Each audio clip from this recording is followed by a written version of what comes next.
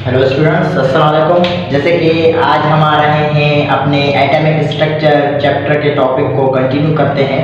पिछले लेक्चर में हमने रदरफोर्ड एटॉमिक मॉडल और उसकी भी वीकनेस जो है वो पढ़ी थी, ठीक। तो आज जो हम टॉपिक कवर करेंगे, it is the most important topic, that is the Bohr's atomic model, ठीक है। और स्टूडेंट्स, अगर आपने हमारे प्रीवियस लेक्चर्स अटेंड नहीं किए, कोई आपका लेक्चर मिस हो गया है, तो आप वो मेरी प्लेलिस्ट बनी हुई है, उससे आप अटेंड कर सकते हैं। उसके बाद अगर आप हमारे चैनल पे न्यू हैं तो हमारे चैनल को लाइक और सब्सक्राइब भी कर दें और बेल आइकन को भी दबा दें, ताकि हमारी आने वाली केमिस्ट्री की और फिजिक्स की लेक्चर्स जो हैं वो आप तक पहुंच सके, ठीक है। तो बेटा अब हम चलते हैं अपने टॉपिक पर, बोहर्स एटॉमिक मॉडल पे। तो बोहर एटॉमिक मॉडल जो था वो नील्स बोहर साइंटिस्ट ने दिया था। Niels Bohr gave atomic model on the basis of Planck's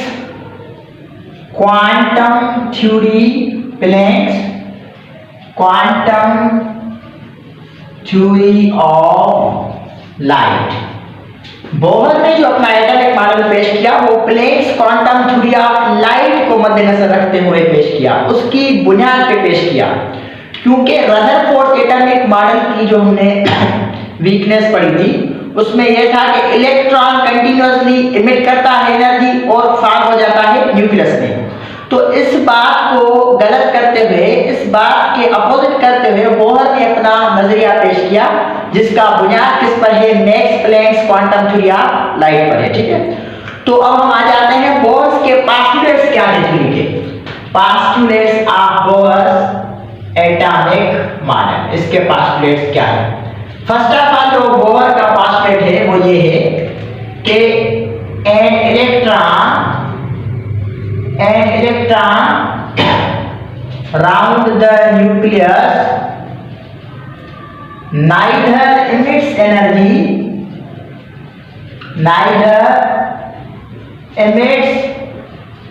nor absorbs energy. It moves in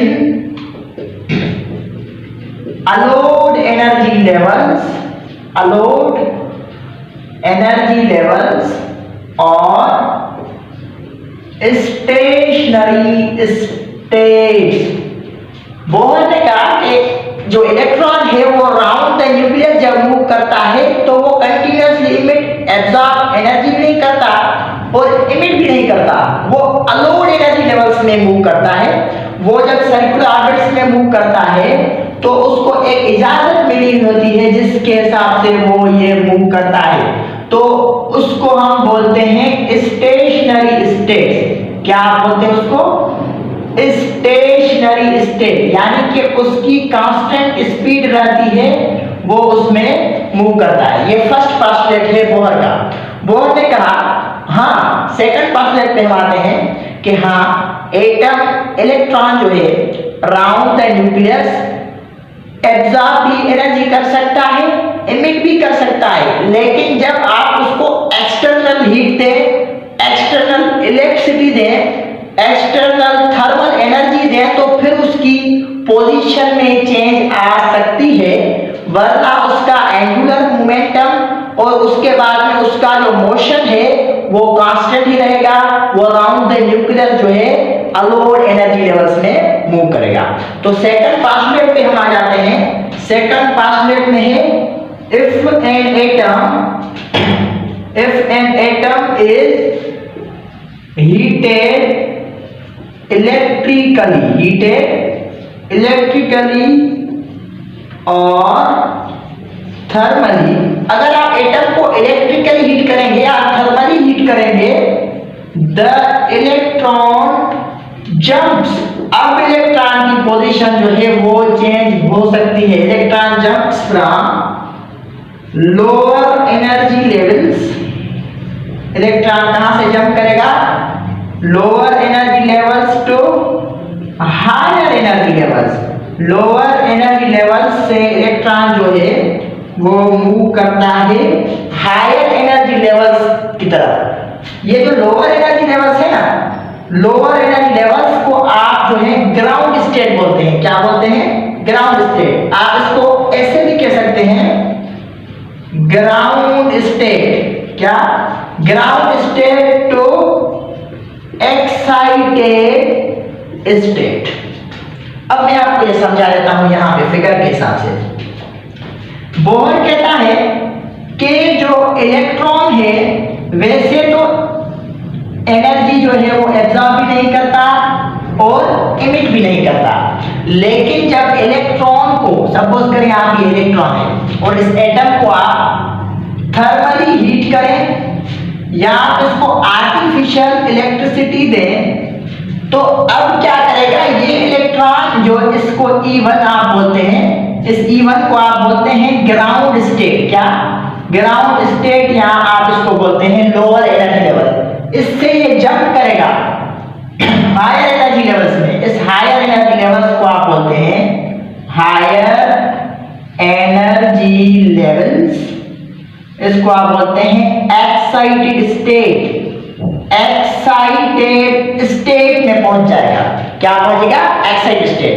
when the electron is heated electrically और thermally, it jumps from lower energy levels ground state to higher energy levels excited state. तो फिर वो jump कर सकता है और वो jump करेगा lower energy level to excited state. आई बात समझ में? तो अब क्या होगा? Ground state to excited state तो इलेक्ट्रॉन पहुंच गया। अब क्या होगा?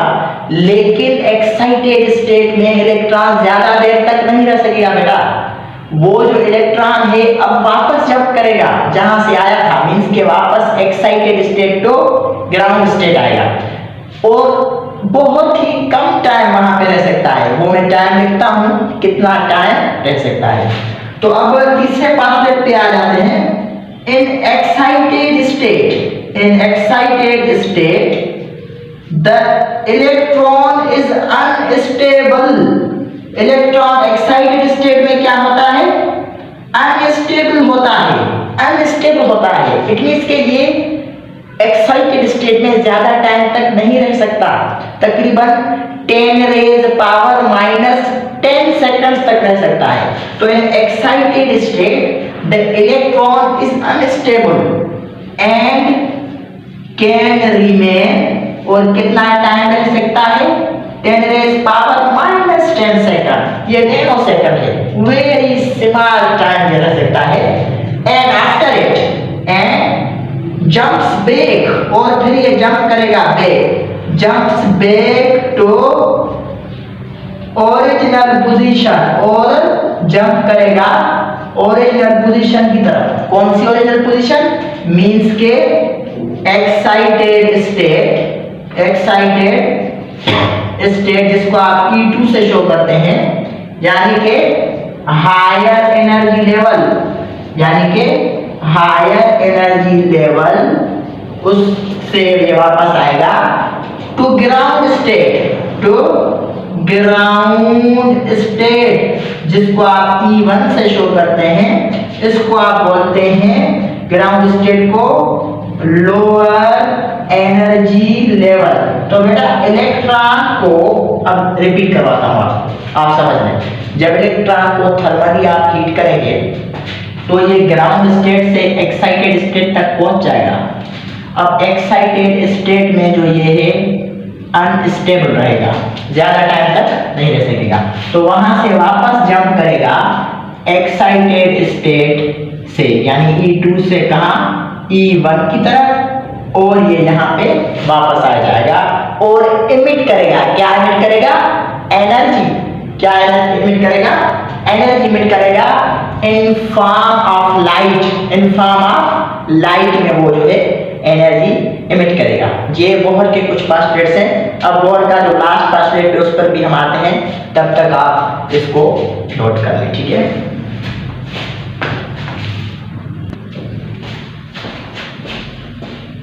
तो स्टूडेंट्स बेटा अब हम आ जाते हैं बोहर एटॉमिक मॉडल के लास्ट पास्टलेट पर कि इसका लास्ट पास्टलेट क्या था, नजरिया क्या था। तो अब हम फोर्थ पास्टलेट लिखते हैं कि द एंगुलर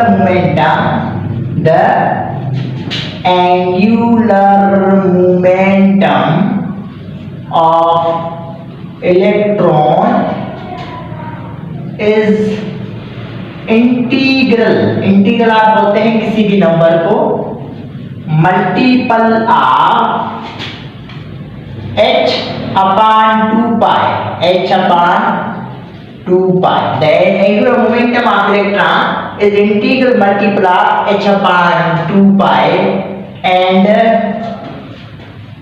पॉसिबल तभी पॉसिबल हो सकता है स्टेशनरी स्टेट में जब उसका एंगुलर मोमेंटम जो होता है वो इंटीग्रल मल्टीपल होता है h अपॉन 2 पाई का। h को आप बोलते हैं प्लैंक्स कांस्टेंट। क्या? प्लैंक्स कांस्टेंट कि angular momentum of electron, suppose करें ना ये एटम है, ठीक है, तो एंगुलर मोमेंटम आप किसको बोलते हैं?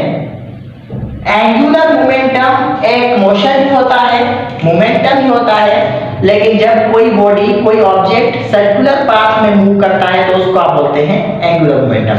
तो एंगुलर मोमेंटम एमवीआर से शो करते हैं, एमवीआर को आप बोलते हैं एंगुलर मोमेंटम, ठीक है।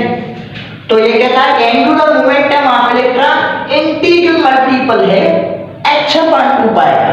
इंटीग्रल मल्टीपल क्या होता है? इंटीग्रल मल्टीपल किसी भी नंबर को कहते हैं 1 2 3 4 5। जाहिर सी बात है ना, देखिए इलेक्ट्रॉन यहां मौजूद होगा तो इंटीग्रल नंबर क्या होगा? 1। इलेक्ट्रॉन यहां आएगा तो इंटीग्रल मल्टीपल क्या होगा? 2 मींस के सेकंड शेल। तो इलेक्ट्रॉन थर्ड होगा तो 3 एंड फोर्थ शेल में तो 4, अगर फिफ्थ में आएगा तो इंटीग्रल मल्टीपल होगा 5। इसकी वजह से आप लिखेंगे इस इक्वेशन को मैथमेटिकली, जो आप लिखेंगे mathematically MVR shows to the angular momentum, क्या भाई? एंगुलर मोमेंटम को MVR शो करता है, is equals to NH upon h/2 pi. आप लिख लें h/2 pi. Angular momentum of electron is integral multiple. अब इंटीग्रल मल्टीपल कहां है? यहां पे हम रख देंगे n। ये जो n है ये नंबर ऑफ शेल्स को, नंबर ऑफ एनर्जी लेवल्स को, नंबर ऑफ ऑर्बिट्स को शो करेगा और ऐसे ही आपको मिल जाएगा। इसको आप बोलेंगे एंगुलर मोमेंटम ऑफ इलेक्ट्रॉन। तो ये था बोहर का पोस्टुलेट्स, ये 4 पोस्टुलेट्स। आई बात समझ में? तो angular momentum of electron integral multiple होता है किसका? h/2 पाई का। आई बात समझ में? तो अब मैं आपको लास्ट समरी इसकी बता दूं कि क्या है बोहर एटॉमिक मॉडल, और उसके बाद इसकी जो है लास्ट समरी आपको बता दूं कि रिलेशन क्या है। बोहर ने जो ज्यादा काम किया, बोहर टुक हाइड्रोजन एटम, उसने क्या उठाया? Hydrogen atom. सेकंड लेक्चर में हम उसकी equations, radius, energy, wave number, frequency पे काम करेंगे, ठीक है। तो हाइड्रोजन एटम उठाया क्योंकि because it is simple and steady. Hydrogen जो है उसको एक इलेक्ट्रॉन है और simple and steady due to one electron and 1 proton. एक इलेक्ट्रॉन और एक प्रोटॉन होने की वजह से हाइड्रोजन जो है वो स्टेडी में सिंपल है, बस समझते हैं। तो इसकी वजह से उसने हाइड्रोजन एटम को उठाया। हाइड्रोजन के नॉर्मल एटम में न्यूट्रॉन नहीं होता, ठीक है। तो अब हम हाइड्रोजन एटम को उठाते हैं तो उसका हम स्ट्रक्चर बना लेते हैं according to Bohr's atomic model, ठीक है। तो ये मैंने थोड़ा बड़ा बनाया है जिससे आपको समझ में आए। वैसे तो एटम तमाम छोटा होता है जिसका डायमीटर जो है 10⁻⁻15 मीटर के बराबर होता है। तो कुछ बुक्स में आपको 10⁻12 भी मिल सकता है। तो अब यहाँ पे ये क्या? Hydrogen atom. सपोज करें इसका एक इलेक्ट्रॉन यहाँ मौजूद है N1 में। अब इस इलेक्ट्रॉन को आप हीट करेंगे या आप इसको इलेक्ट्रिसिटी देंगे तो ये इस एनर्जी को एब्जॉर्ब करेगा। क्या करेगा? एब्जॉर्ब करेगा एनर्जी को, ठीक। तो मैं यहाँ लिख सकता हूँ एब्जॉर्ब एनर्जी और ये जंप करेगा, यानी कि E1 से ये जंप करेगा E2 की तरफ, E2 यानी एक्साइटेड स्टेट की तरफ, ठीक है। तो यहाँ पे ये होगा अनस्टेबल, यहाँ पे क्या होगा ये अनस्टेबल। तो तकरीबन 10⁻⁻10 सेकंड्स तक यहाँ पे ये रह सकता है। उसके बाद वापस जंप करेगा, वापस कहाँ से E2 to E1 वापस जंप करेगा और एमिट करेगा energy in form of light emit करेगा। उसके बाद लास्ट पार्ट में तो मैंने ये बताया angular momentum of electron is integral multiple of h/2। तो बेटा ये था हमारा आज का lecture. Very simple concept, very easy concept. मैं हमेशा कोशिश करता हूँ कि आपको इजी कॉन्सेप्ट दूं, आपको इजी करके समझाऊं और आपकी कोई चीज मिस भी ना हो, ठीक है। तो अगले लेक्चर में मिलते हैं हाइड्रोजन एटम के इलेक्ट्रॉन की एनर्जी और एंगुलर मोमेंटम और उसके बाद जो उसकी फ्रीक्वेंसी है, वेव नंबर है, उस पर, रेडियस पर, ठीक है। तो अपना ख्याल रखें और उसके बाद हमारे चैनल पे को लाइक और सब्सक्राइब करना मत भूलें। थैंक यू, अल्लाह हाफ़िज़।